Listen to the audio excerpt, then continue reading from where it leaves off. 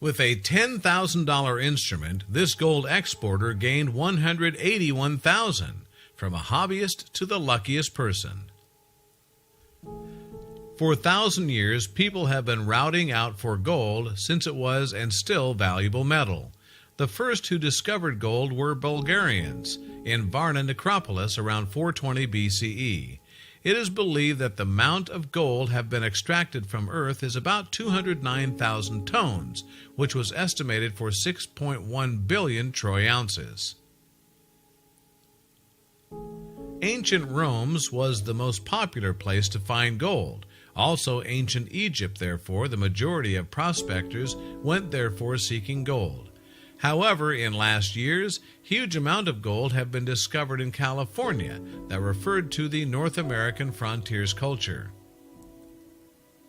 Furthermore, South Africa, Canada, Brazil, and Australia witnessed extraction of gold from their earth. For example, in Australia, exporters have found nearly 13 billion of gold in 2016 in Victoria. That was a huge amount. Victoria, situated in the southeast of Australia, it represents 2% of the world's total extracted gold. The first time gold appeared on it was in the mid-19th century. Since the date, almost 2,400 tons of gold have been extracted from this city. In August 2016, one of the exporters bought a metal detector style GPZ 7000, which retails for around $8,000. This metal detector is very powerful, according to the company's website. It offers the deepest ground penetration and is the most significant advancement in gold detecting technologies in years. It is expensive, but for the lucky gold diggers, it would aid them to find gold that is double its price, such as the Australian man who found in 2015 gold using Minelab detectors, and he sold it for $127,000. He was neither the first nor the last lucky prospector in Australia. After buying the GPZ 7000, the exporter went to search for gold. He went to a particular area in central Victoria which is known as the Golden Triangle, and where most gold prospectors go, because it includes historical mining towns such as Bendigo and Ballarat. Victoria's Golden Triangle region is the world famous for the purity, the large size, and the quantity of gold nuggets found, says the site. It is probably one of the most popular Victorian gold-bearing areas to be frequented by today's modern electronic prospectors. Written by the Australian gold prospecting website, Finder's Golden Page. The man put his detector on the ground to start prospecting. When he was searching, the detector indicated the presence of a metallic object. So he started digging. Then the surprise happened. He discovered a huge gold nugget.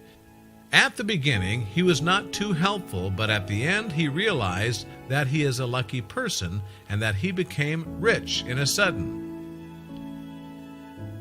The discoverer told Minelab, the manufacturer of the metals detector, "I thought it was rubbish at first, maybe an old horseshoe, about 12 inches below the ground. I could just barely make out the top of something."